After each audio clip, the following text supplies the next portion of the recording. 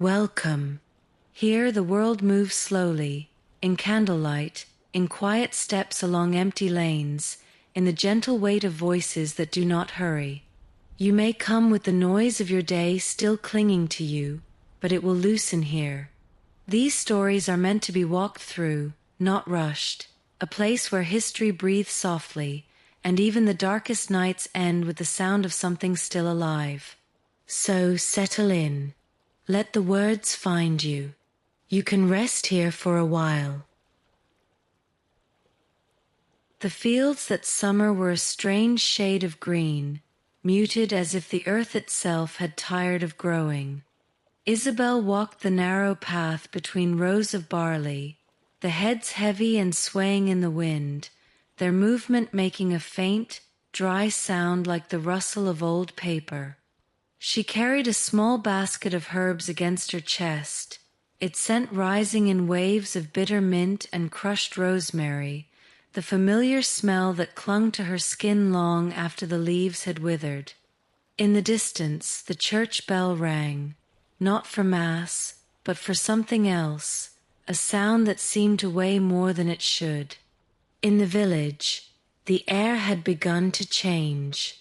People spoke in lower voices, and sometimes they stopped speaking altogether, leaving long silences that seemed to gather in the corners of rooms. A cart had passed through 2 days before, carrying a man and his son wrapped in blankets despite the heat.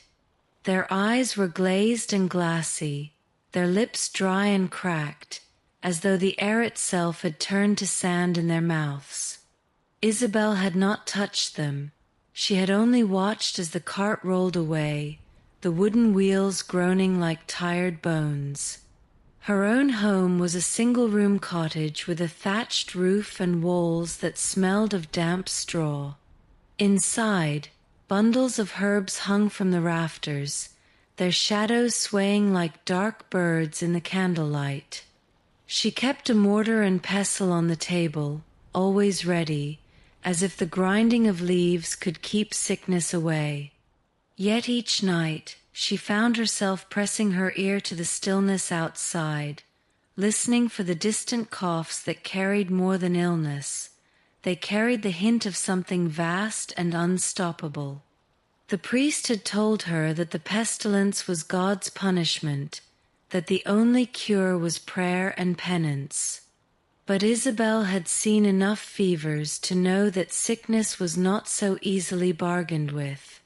It came like a slow tide, soaking into every crack and hollow, creeping under doorways and through the seams of clothing. She wondered if even the herbs in her basket could do anything more than make the dying a little more comfortable. That night, she dreamt of a black wind moving through the barley fields, bending the stalks flat to the earth. It left no mark except for the silence afterward, a silence so deep she could hear her own heartbeat like a drum in her ears. When she woke, the smell of rosemary was still on her hands, but it felt thinner somehow, as though the scent itself had begun to fade. It was the baker's wife who came to her first, leaning heavily on the wooden frame of Isabel's door. Her face was pale except for the flush on her cheeks, the kind of red that did not belong to health. Sweat darkened the edges of her hair, and her breath came in shallow bursts, as though each inhale was a question her body struggled to answer. In her arms she carried nothing, not bread, not coin, only the weight of her own fever. Isabel guided her to the bed, the straw mattress sighing under the sudden burden. The air in the room seemed to warm unnaturally, the smell of sweat mixing with the sharp, resinous scent of burning juniper. She set a clay bowl of water beside the bed, dropping in a sprig of thyme and watching the steam rise, carrying the faint memory of summer into the small space. She dabbed the woman's forehead with a damp cloth, the heat of the skin pulsing against her fingers like a secret no one wanted to keep. The baker's wife tried to speak, but her words slipped away into coughs that rattled deep in her chest. When she finally found her voice, it was to say that her youngest child had begun to cough too. Isabel felt a heaviness settle in her stomach, not fear exactly, but the recognition of a pattern. The sickness would not stay with one person. It would ripple outward, touching each life as easily as a hand skimming over water. By nightfall, the woman's breathing had grown erratic, the rise and fall of her chest broken by long pauses that seemed to stretch too far. Isabel stayed by her side, murmuring soft words that were more rhythm than meaning. In the glow of the candle, she could see the woman's lips turning the faintest shade of blue. She thought of the priest's sermons again, of sin and punishment, but here before her was not a sinner, only a woman whose hands had shaped loaves of bread each morning for years, now lying still while the world went on baking without her. When the woman's last breath came, it was so light that Isabel almost missed it. She closed the woman's eyes, covered her with a wool blanket, and sat in the quiet afterward. Outside, the wind stirred, bringing with it the distant sound of a cart's wheels on the road. She knew they would come for the body by morning. She also knew the sickness had already begun its work elsewhere. At dawn, the cart arrived.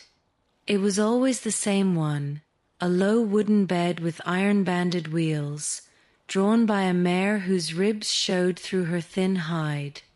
The animal's breath steamed in the cold morning air, even though summer still clung to the land.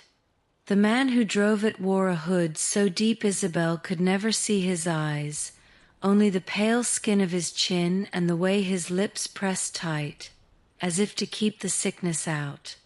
He said nothing when she stepped outside. The baker's wife lay wrapped in a length of coarse linen Isabel had stitched herself from a feed sack. It still smelled faintly of grain. Together they lifted the body onto the cart. The weight was strange, light and heavy at the same time, the way only the dead could be. Isabel's arms ached, but not from the strain. She felt the weight settle somewhere deeper, behind her ribs. The cart did not linger. It creaked away down the narrow lane, the wheels clicking over stones, the mare's hooves leaving dark half-moons in the damp earth. The linen bundle shifted with the movement, the woman inside swaying like a child cradled too loosely. Isabel watched until the cart became a shape on the horizon, then a smudge, then nothing at all. Only the faint smell of dust remained, rising into the cool air. Back inside, the bed where the woman had lain still held the shape of her body, a shallow hollow in the straw. Isabel smoothed the blanket, but the indent would not vanish. The room was thick with the scent of fever, a sweet sour smell that clung even after she burned more juniper. She left the door open to the morning wind, though it carried little comfort, just the dry rustle of leaves and somewhere far off, the thin cry of a child. That night she dreamt of the cart again, but in the dream it carried no bodies, only bundles of rosemary and lavender, the green spilling over the sides. The smell was so strong it woke her, and for a moment she thought it had followed her into the waking world. But when she breathed in, there was only the faint scent of smoke from the dying fire. 2 days later, the priest sent word for her to come to the church. She had not been inside for weeks. Services had grown smaller, and the pews felt emptier each time. When she pushed the heavy wooden door open, the coolness inside wrapped around her like water. The air smelled of wax and old incense, with a sour undertone she could not place. The pews were indeed almost empty. A handful of villagers sat scattered, their heads bowed, not in prayer but in exhaustion. The priest stood at the altar, his voice low, as if even the words of Scripture might carry the pestilence if spoken too loudly. He did not look at her directly. Few people did any more, knowing she had touched the sick. She sat near the back, where the shadows pooled in the corners and the candlelight flickered faintly against the stone walls. After the prayers, the priest beckoned her forward. His hands trembled as he spoke. One of the altar boys, a thin child with hair like pale straw, had fallen ill the night before. His mother had died in the spring, and he had no one but the priest to tend to him. Isabel agreed to go without hesitation, though she felt a small, cold knot tighten in her chest. They led her to the vestry, where the boy lay curled on a narrow cot. His skin was flushed, and his breathing came in short, uneven bursts. Beside him was a small wooden cross, the kind worn around the neck, resting now on the bedclothes. She knelt beside him, touching his forehead gently.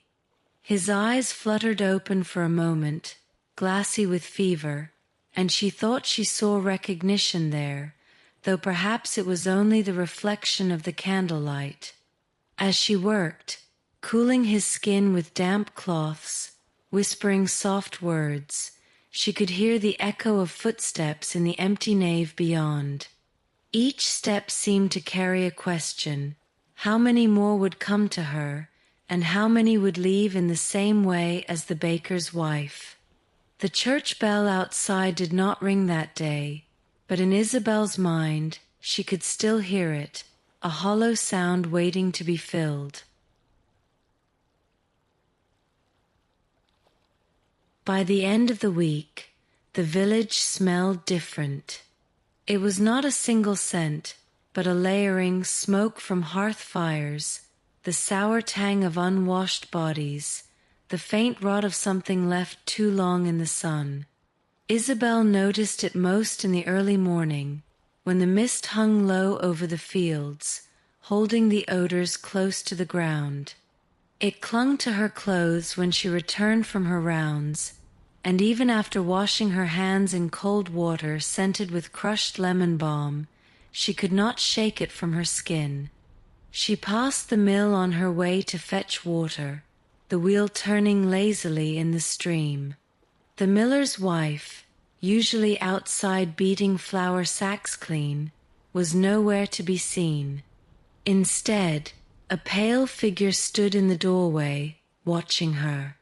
It was the miller himself, his face drawn and gray, his eyes following her without expression. She nodded to him, but he did not return the gesture. Only when she was nearly past did he close the door with slow, deliberate care, as though sealing something inside. That night, as she sorted herbs by the firelight, Isabel found herself thinking of that door, how final it had looked, how heavy the sound of the latch falling into place. She wondered if she should go back, knock, and offer her help. But she had learned that in times like these, a closed door was not always meant to be opened. Some households preferred to vanish quietly, without witnesses.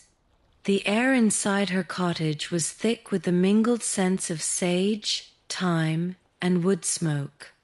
She thought it might be enough to keep the sickness at bay, but she also knew scent could be deceiving.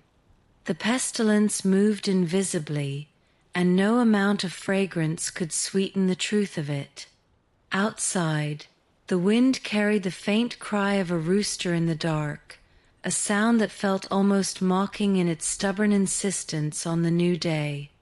When she lay down to sleep, she imagined the mist rolling back into the village at dawn, folding itself into every doorway, every crack in the wall, every breath drawn in the dim light of morning. It was not a thought that brought her rest.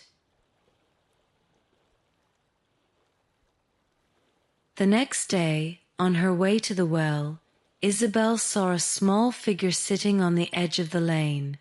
At first she thought it was a bundle of rags left behind, but as she drew closer, she saw the thin legs tucked beneath a patched skirt, the pale hands resting limp on narrow knees. The girl could not have been more than 8 or 9. Her hair was tangled, and her bare feet were streaked with mud. "Where is your home?" Isabel asked, crouching to meet the child's eyes.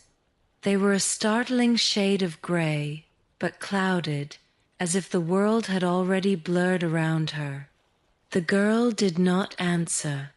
She only lifted one hand and pointed vaguely down the lane, toward a row of cottages that stood in silence. Isabel followed her gaze. The door to one of the cottages hung open, swaying faintly in the breeze. There was no sound from within, no movement. The air there felt heavier somehow, as though it had learned to keep its breath. She turned back to the girl, who had begun to shiver despite the warmth of the afternoon. Without another word, Isabel lifted the child into her arms. She weighed almost nothing, her body hot to the touch, her breath quick and shallow. The smell of her skin was the unmistakable fever scent, sweet and metallic, like copper left in the sun. Isabel carried her home, laying her gently on the straw bed. She set water to boil, crushing feverfew between her fingers, the bitter scent filling the room. As she worked, the girl's eyes followed her, unblinking, as if memorizing every movement. When Isabel leaned close to wipe her brow, the child whispered something so faint she almost missed it. It was not a plea for help or a question. It was a name. Isabel did not recognize it, but it settled into her mind like a seed, ready to grow in the dark.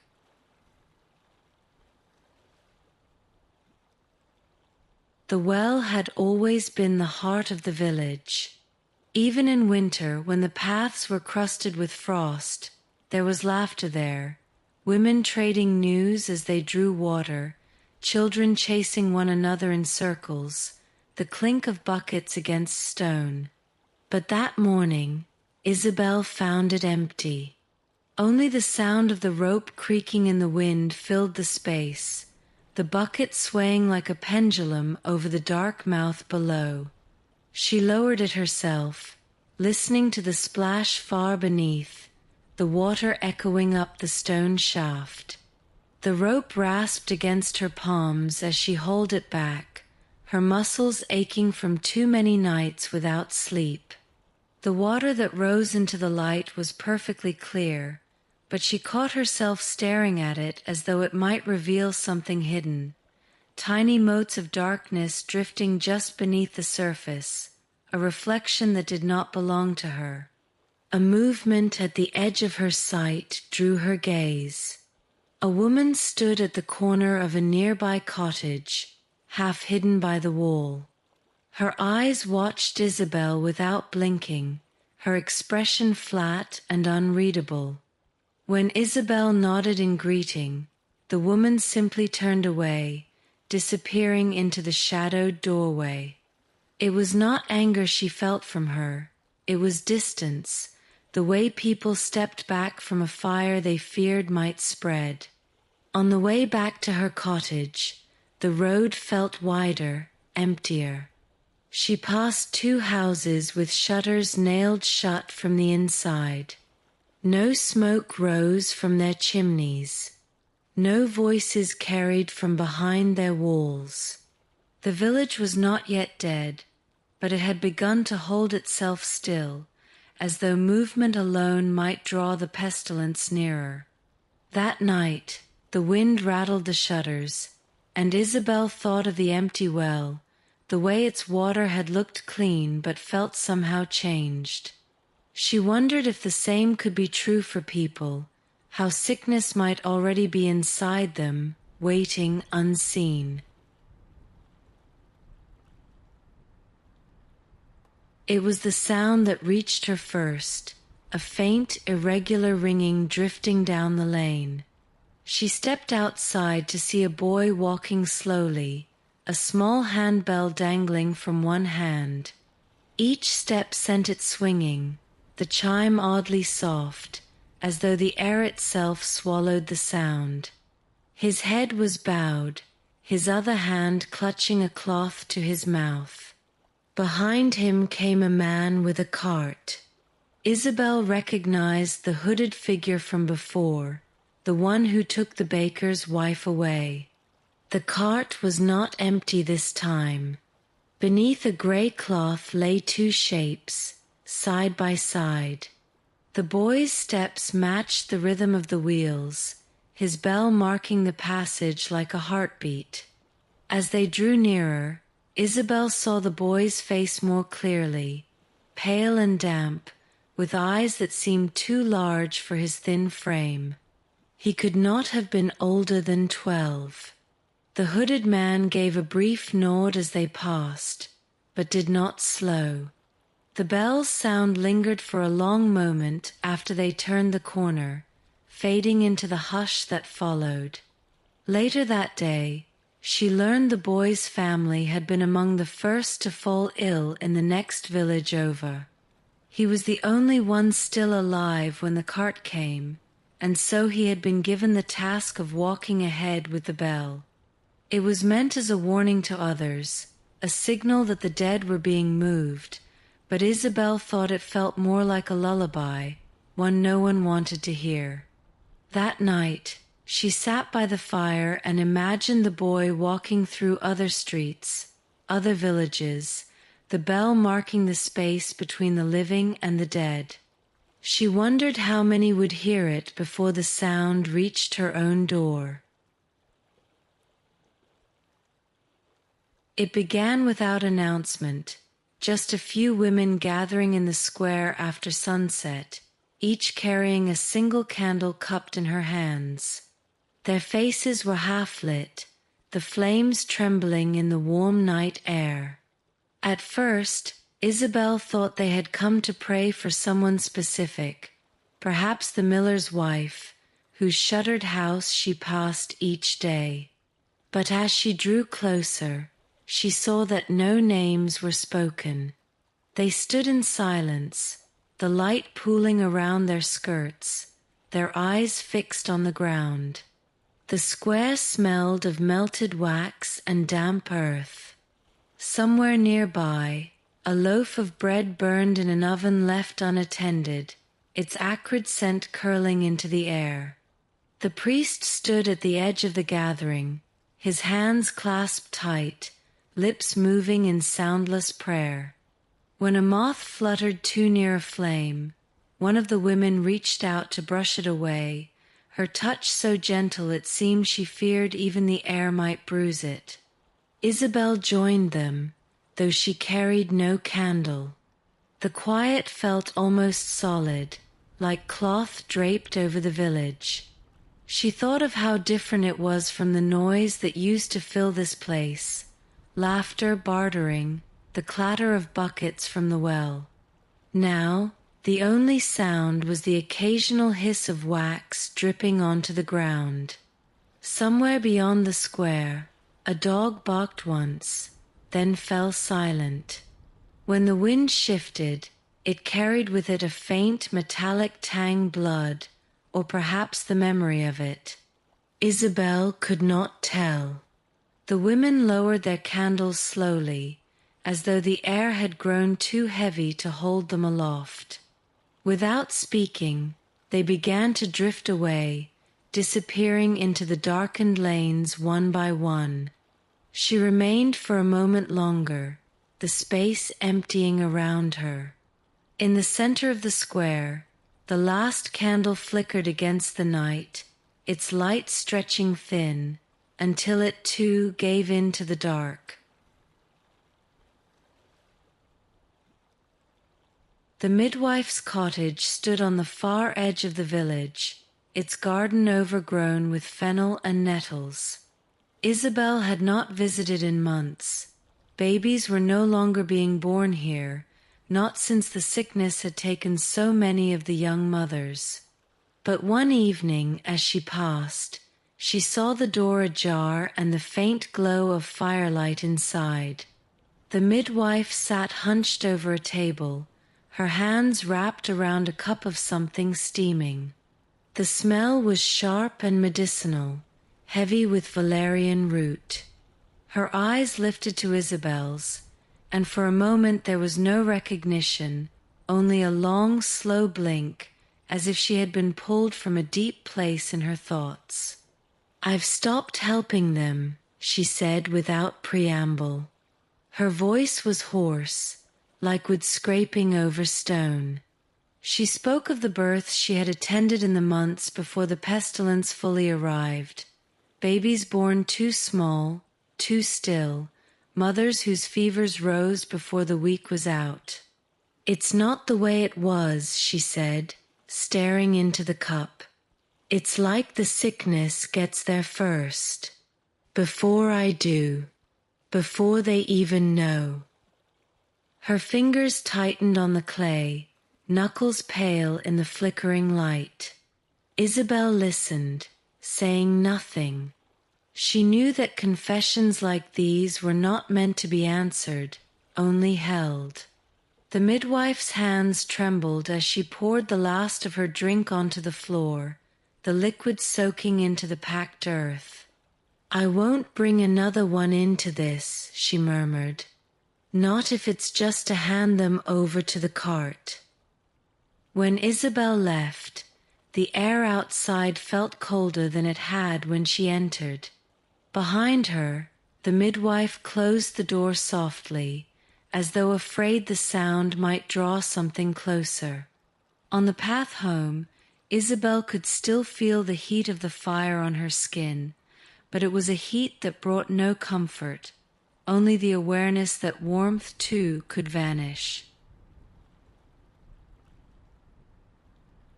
The market square on a Thursday used to be a feast for the senses, baskets spilling with apples, the smell of bread still warm from the oven, fish laid out on boards with their silver skins catching the morning sun.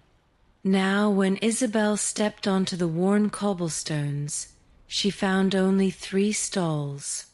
One sold onions, their papery skins rattling softly in the breeze. Another offered thin strips of salted pork, curled at the edges. The last had jars of honey, the golden liquid catching the light like small suns. The voices here were subdued. Traders kept to themselves, handling goods with the tips of their fingers as if the wrong touch might carry something unseen. Coins were dropped into bowls rather than passed hand to hand. A boy with a basket of pears called out half-heartedly to no one in particular, his voice cracking before he stopped altogether. Somewhere nearby, a woman sneezed and the heads of 3 customers turned sharply toward her, their bodies stepping back in unison. Isabel paused at the honey stall. The beekeeper's hands were stained with wax, his nails rimmed with dirt. He did not meet her eyes as she chose a jar, sliding it toward her without a word. She knew he had lost his wife only last month. The honey's warmth beneath her palm was strangely alive, as though the summer still lingered inside it, unspoiled by the world outside. As she left the square, she passed the old herbalist's shop. The shutters were drawn, a sprig of yew nailed to the doorframe. a warning. It was said the herbalist's daughter had fallen ill and died in the same week as her father. No one had been inside since. The smell of dust and dried leaves leaked faintly from the cracks, like a memory escaping. By the time she reached her cottage, Isabel realized she had spoken to no one, not even to Barter. The market had become something else entirely, a place where people came not to connect, but to pass silently through one another's presence, careful not to brush too close. The fields had always been her measure of the seasons. In spring, the barley shone pale gold against the sky. In autumn, the wheat bent low under its own weight, the air rich with the smell of harvest. But now, in high summer, they felt strangely still. The stalks moved in the evening wind, yet the motion was half-hearted, as though even the crops sensed something was wrong. Isabel walked the narrow path between them, her skirts brushing against the grain. Insects buzzed low to the ground, their wings making a faint tremor in the air. The sun hung heavy above the horizon, turning the fields into a wash of amber and shadow. Somewhere in the distance, a single crow called, its voice a jagged line cutting through the soft hum of the evening. Near the old oak at the field's edge, she found a scarf caught in the branches, its fabric faded but still smelling faintly of lavender soap.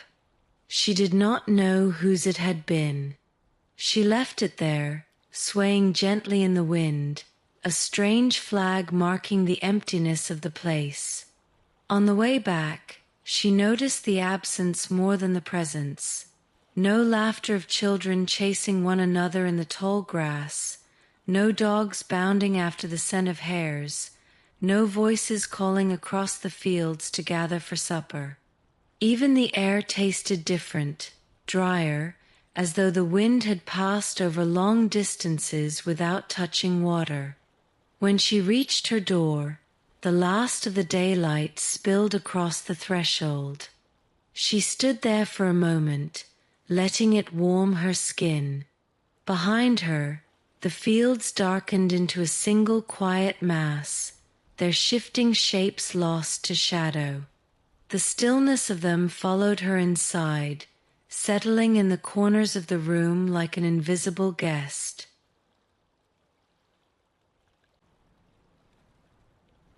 A thin rope had appeared overnight, stretched from one side of the lane to the other, tied between the doorposts of two empty houses. At first glance, it might have seemed accidental, but Isabel knew better. A sprig of dried rosemary was knotted into the middle, its leaves brittle and gray. Someone had whispered that it kept the pestilence from crossing. Others said it marked the divide between those who had already been touched by the sickness and those who had not. When she approached, a neighbor stepped out from behind a shutter. It was Marta, a widow with sharp eyes and a sharper tongue, though both had dulled in recent weeks. She warned Isabel not to cross the rope, her voice low and urgent. "It keeps the air different," she said, as if the words themselves might explain the logic. Her hands trembled as she adjusted the rosemary, careful not to let it fall. Isabel respected the rope, though she doubted its power. She skirted around it, taking the longer path toward the bakery's remains. The building's door was gone, the interior stripped bare. A scattering of flour dust still marked the floor, though it was now gray with ash.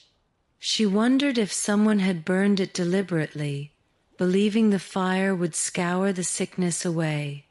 Later, she saw two children standing on opposite sides of the rope, throwing stones at each other's feet as a game. Their laughter sounded too loud for the quiet street, but no one stopped them. Perhaps in this new world, the rope was not just a warning, it was a boundary of belonging, a fragile thread people needed to believe in. That night, in her dreams, Isabel saw the rope stretching through every street, knotting itself around the whole village until it was a web, tight and inescapable. She woke with the image of the rosemary still in her mind, its scent ghosting her senses, though the air in her cottage smelled only of ash and thyme. The church bell had grown erratic.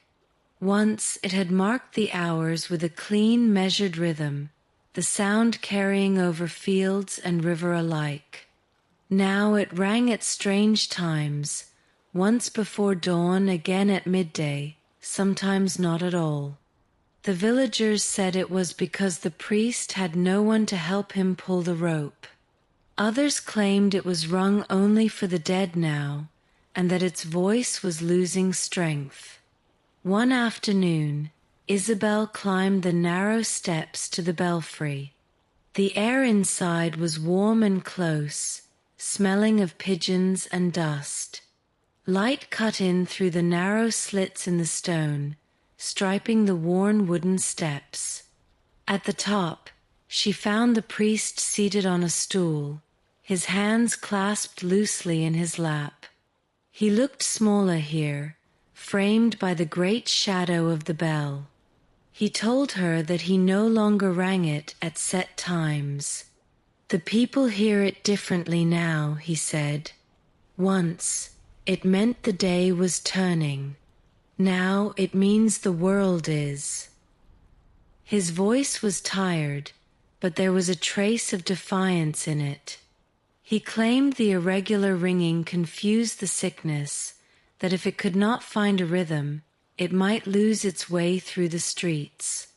Isabel did not argue. The bell itself loomed above them, its surface pitted with age, the rim darkened by years of hands and weather. She reached out, running her fingers over the cool metal. The air seemed to hum faintly against her skin, as though the bell still remembered every sound it had ever made. When she descended, the light outside felt sharper, the shadows longer. That evening, the bell rang once, then again after a pause, the sound rolling unevenly over the rooftops. It was neither a summons nor a farewell, only a voice calling into the empty spaces, hoping something might answer. Isabel found him in the lower field, sitting against the fence with his hat pulled low, his legs stretched out before him.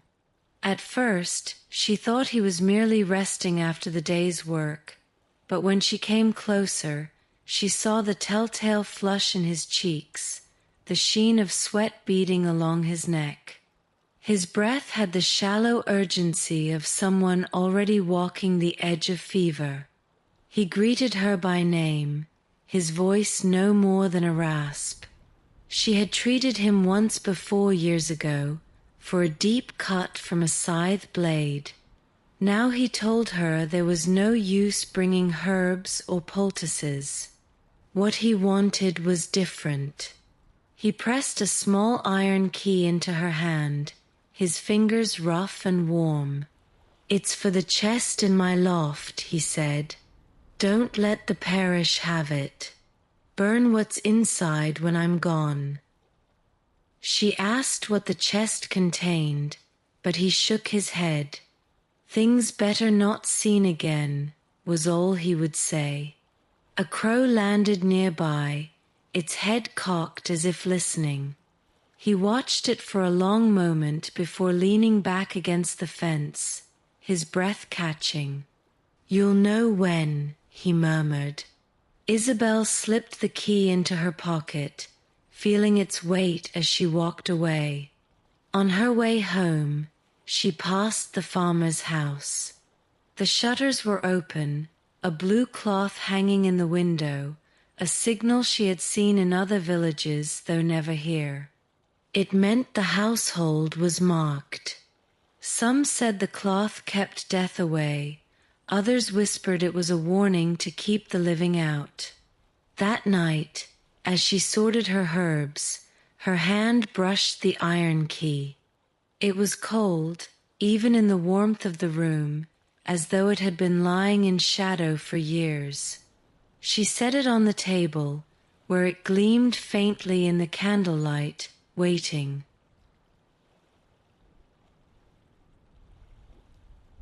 The rain began in the small hours, a fine mist that clung to the skin and soaked the ground until it smelled of earth and moss. Isabel took the long path into the western lane, where she had once visited a friend, Elena, a seamstress who could stitch an entire hem by the time it took for bread to rise. She had not seen her in weeks. The house stood silent, its door ajar. Inside, the air was thick and still, smelling faintly of damp linen and something older, well stored too long, or perhaps the ghost of smoke from an untended fire. A chair lay overturned near the hearth, a cup on its side, the dark stain on the floor blurred by the rain that had blown in through the open door. On the wall hung one of Elena's unfinished garments, a child's smock with only half its sleeves. The needle still clung to the cloth, threaded with pale blue silk. Isabel touched it gently, the thread cool against her fingertips. She could almost hear Elena's voice in the silence, the quick rhythm of her laugh when a stitch went wrong. In the back room, the bed was neatly made, the blanket folded over just so. This detail unsettled her more than any sign of struggle. It was too deliberate, too final. On the windowsill, a small wooden carving of a bird sat facing outward, its beak slightly open as if about to call. Dust had begun to gather on its wings. Isabel left the house without touching anything else. Outside, the rain had eased, leaving the lane slick and shining. She closed the door behind her, though the wind would likely push it open again.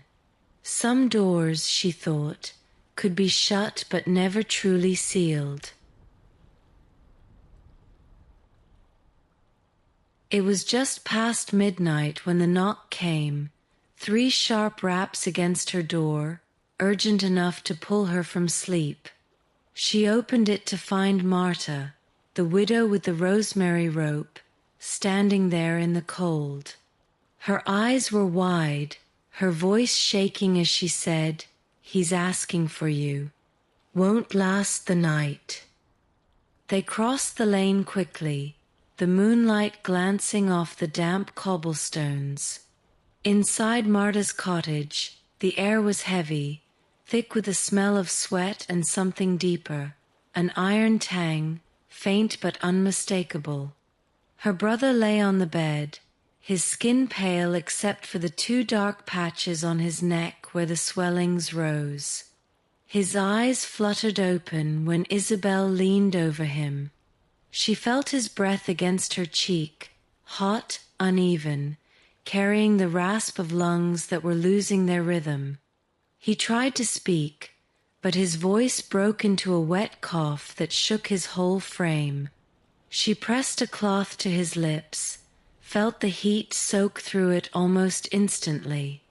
Marta stood in the doorway, her hands knotted together, as if holding them tight could keep her from falling apart. Isabel wiped the man's face, speaking in low tones that were more for Marta than for him. She knew he was already too far gone. His hand found hers once, a sudden grasp, the strength surprising. Then his fingers loosened.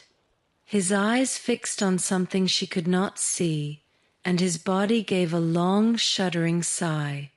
The room went still, save for the sound of Marta's breathing in the corner. Isabel laid the cloth over the man's face, smoothing it down gently, the way one might tuck in a child. She did not remove her hand right away. Outside, the night wind rattled the rosemary rope, its dry leaves clicking together like tiny bones. At first light, she left the village for the old track that led toward the river. The path was rutted and damp from recent rain, bordered by hedgerows that had grown wild without tending. She had not been this far in months. Each step felt like moving into a world that might no longer exist. Half a mile out, she saw the first signs: a cottage with its door nailed shut, the seams stuffed with rags to block the air, a patch of ground freshly turned, no marker except for a rough wooden cross leaning at an angle. Farther on, the remains of a cart lay in the ditch, its wheel broken, the boards scattered like bones. A strip of cloth fluttered from the axle, caught there long enough to be frayed by wind and rain. The riverbank was quiet. No barges moved along the water, no voices called from the far side. But on the opposite shore, she could make out the shape of a camp, small fires smoldering, figures moving slowly between them. Even from this distance, she could sense the slump of their bodies, the way they carried themselves as if they had been walking for too long. One of them noticed her and raised a hand, not in greeting but in something closer to surrender. She did not wave back. The river between them felt wider than it had ever been, the current carrying the faint smell of smoke and sickness. On the walk home, Isabel realized there was no boundary to the pestilence, no line of rope or nailed door that could hold it. It was already beyond the village, beyond the fields, moving like a shadow that stretched with the light. She thought of the bell in the belfry, its sound too small to carry that far.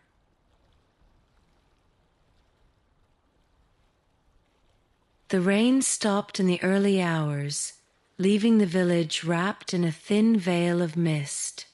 Water clung to the thatch of roofs, dripping in slow intervals to the ground.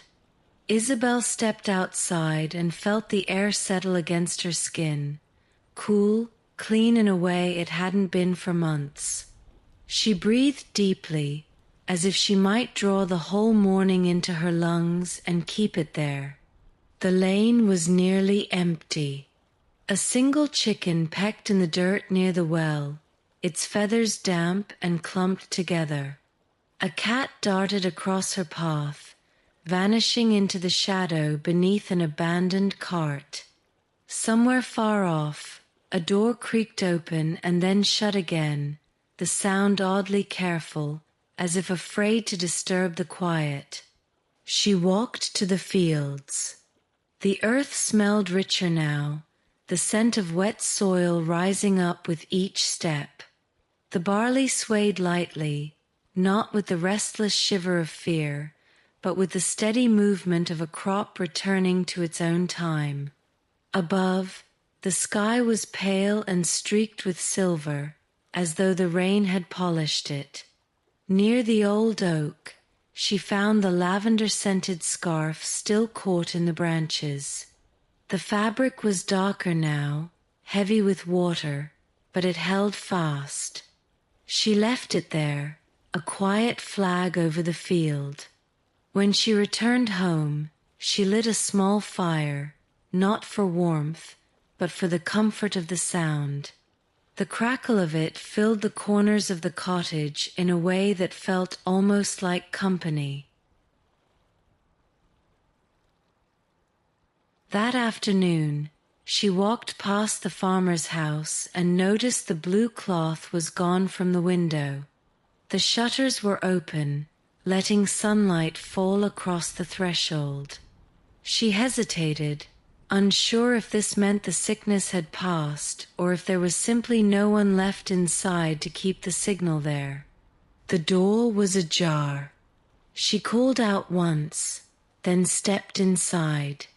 The air smelled faintly of earth and smoke, but not of sickness. On the table, a loaf of bread sat untouched, its crust hardened. The bed in the corner was neatly made, the blanket pulled tight. There was no sign of the farmer, alive or dead. She climbed the narrow stairs to the loft. There, in the dim light, stood the chest he had spoken of. The iron key in her pocket seemed to grow heavier as she approached. For a long moment, she stood with her hand on the lock, listening.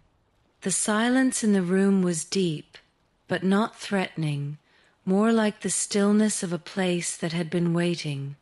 She turned the key. Inside, beneath a folded blanket, lay a small stack of letters, their ink faded. There was also a wooden box, no bigger than her palm, wrapped in cloth. She did not open it. Instead, she replaced everything exactly as it had been and closed the lid. Whatever he had wanted hidden, she would honor. When she left, the sunlight in the lane felt warmer than before, though she could not say why. That evening, as the sun dipped low, a sound rose in the distance, faint at first, then stronger. It was a woman's voice, singing. The melody was simple, almost like a lullaby, though the words were unfamiliar. Isabel followed it to the edge of the square, where 3 women stood together, one singing while the others listened. They were not dressed for church or for market. Their hair was loose, their skirts plain.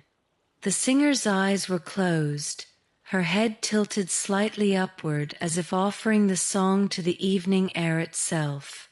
The notes floated outward, catching on the stillness like threads of light. A few villagers lingered nearby, drawn to the sound but keeping a respectful distance. Some held their arms close to their bodies, as if afraid the moment might scatter if they moved too freely. When the song ended, there was no applause, only a shared exhale, quiet and almost grateful.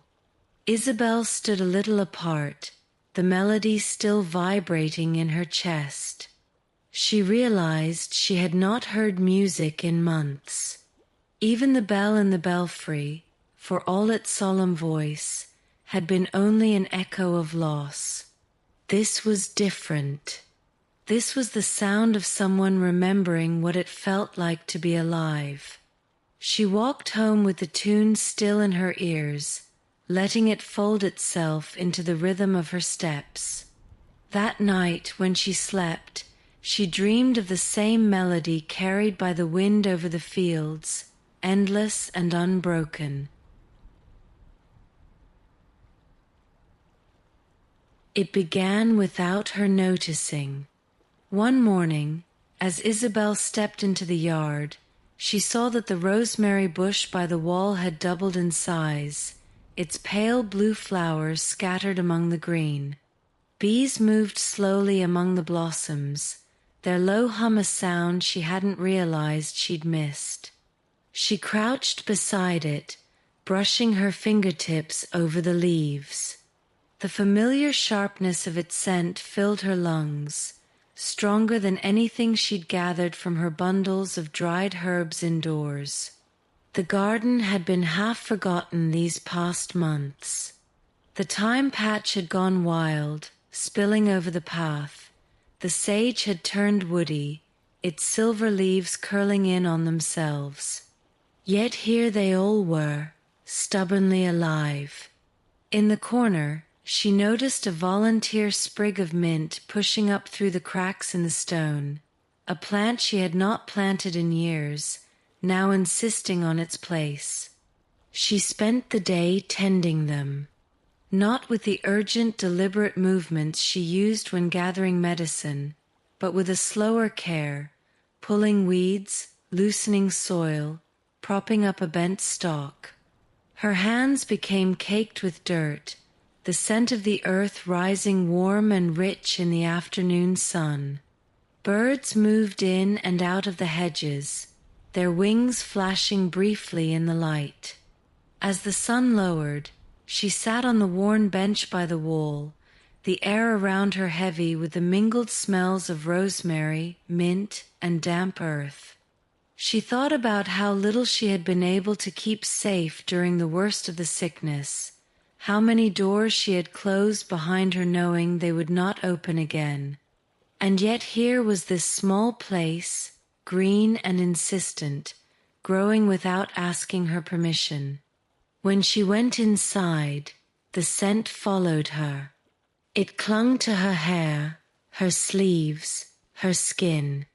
That night, she slept with the window open, and the garden's breath drifted in to meet her dreams.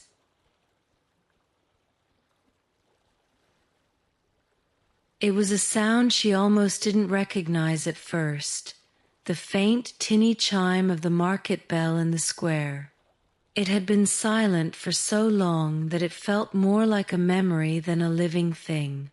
Now it rang twice, paused, then rang again, the tone a little uneven, as if the bell had grown shy with disuse. When she reached the square, she found 5 stalls open, more than she had seen in months. The honey seller was there again, his jars lined up like amber stones catching the light. Beside him, a fisherman sold small river fish from a wooden bucket, their scales flashing silver as the sun struck them. The herbalist's shop was still shuttered, but a girl sat on the step outside, selling bunches of marigold tied with string. The air felt different here, not lively, not yet, but no longer hollow. People still kept space between them, their movements careful, but there were voices again. A woman haggled over the price of onions, her tone carrying just enough sharpness to remind Isabel of the way things had been. A boy chased a chicken between the stalls, his laughter startling in its brightness. She bought bread from the baker's apprentice, a lad too young to have been trusted with the ovens before. His hands were still flour-dusted, his cheeks pink from the heat. "First batch in weeks," he said, placing the loaf in her basket. It was warm against her palm, its crust soft where the steam had just escaped. On her walk home, she took the long way, circling past the well. The rope and bucket were gone, replaced with a new coil that gleamed pale in the sunlight. She could still hear the faint ring of the bell behind her, carrying through the air in a way that felt like a thread, not pulling her back, but holding the square in place. The day began with a softness that had been absent for months. The sun was warm but not sharp, filtered through a pale haze that made the light feel almost touchable, like silk stretched thin. Isabel stood in her doorway longer than usual, her hand resting against the worn wood of the frame, as if testing whether she truly wanted to step beyond the small perimeter she had kept these past weeks. She took the path that led away from the square, toward the lower meadow. It was bordered on both sides by a tangle of hedgerow, wild and untamed for months without trimming.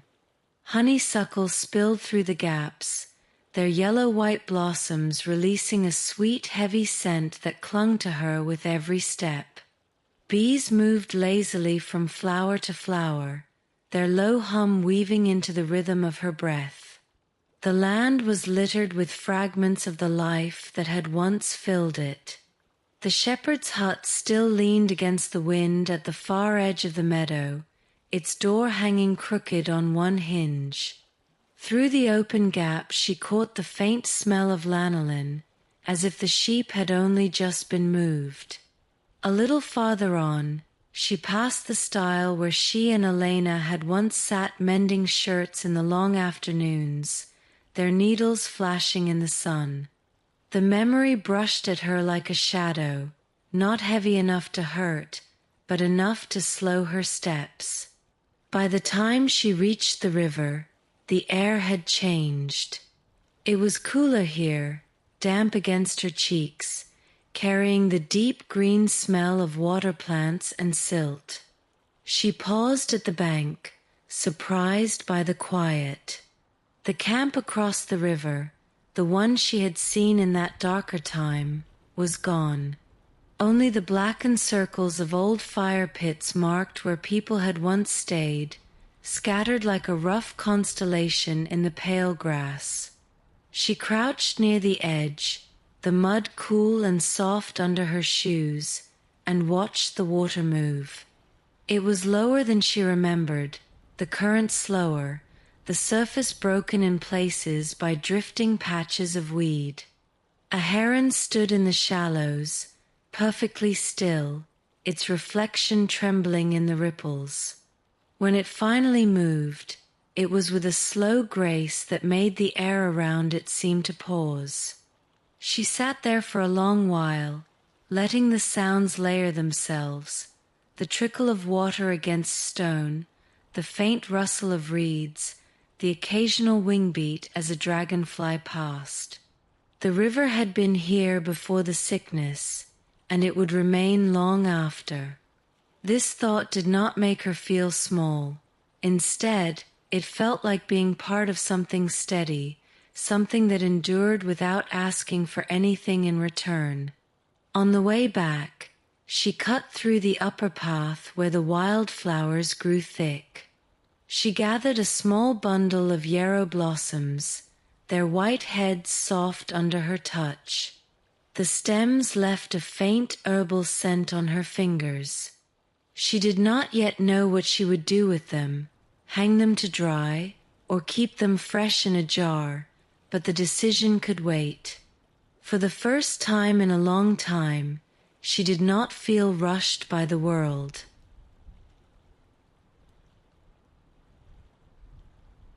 By the time she returned, the day had begun to tip toward evening. The light had turned the color of old gold, spilling over the rooftops and sinking into the walls of the cottages until they glowed faintly. Isabel stood outside her door, basket still in hand, watching the shadows stretch across the lane. The air was cooler now, edged with the faint scent of wood smoke drifting from a chimney somewhere she couldn't see. From the far side of the village came the clear single note of the market bell, just once, as though testing its voice, and then silence. It felt less like a call and more like a breath, a reminder that it still existed. A dog barked in answer, its voice bouncing off the stone walls, before the sound folded back into the stillness. She stepped inside and set her basket down on the table. The cottage was dim except for the soft light filtering through the open window. She lit a single candle, and the flame caught with a small sound, its glow spilling over the mortar and pestle, the bundles of drying herbs, the few worn bowls she kept neatly stacked. The flicker of the light gave everything a living edge, as if each object had a pulse. She made tea from the mint in her garden, the steam rising in thin curls that carried the scent through the room. Sitting at the table, she let her hands rest around the warm cup without drinking right away. The walls of the cottage felt less enclosing tonight. Instead, they felt like they were holding her in place, steady and quiet. When the tea was gone, she stepped to the window. The first stars had begun to pierce the deepening blue above, faint at first, then brighter as the sun's last traces withdrew. She thought of all the nights she had looked at them through a veil of worry, counting the sick, straining her ears for the sound of the cart's wheels. Now she simply looked, letting them be what they were, distant, constant, unreachable. She left the window open when she lay down. The night air was cool on her skin, carrying the mingled scents of rosemary, mint, and damp soil. Somewhere in the distance, a night bird called once, and then all was still. Her breathing fell into the slow rhythm of the wind moving through the hedgerow, each inhale deeper than the last. Sleep came without effort, not as an escape, but as a folding in, the sense of stepping into a place where the danger had been replaced by something quieter, something she could rest beside. It was not the end of the story, but it was enough.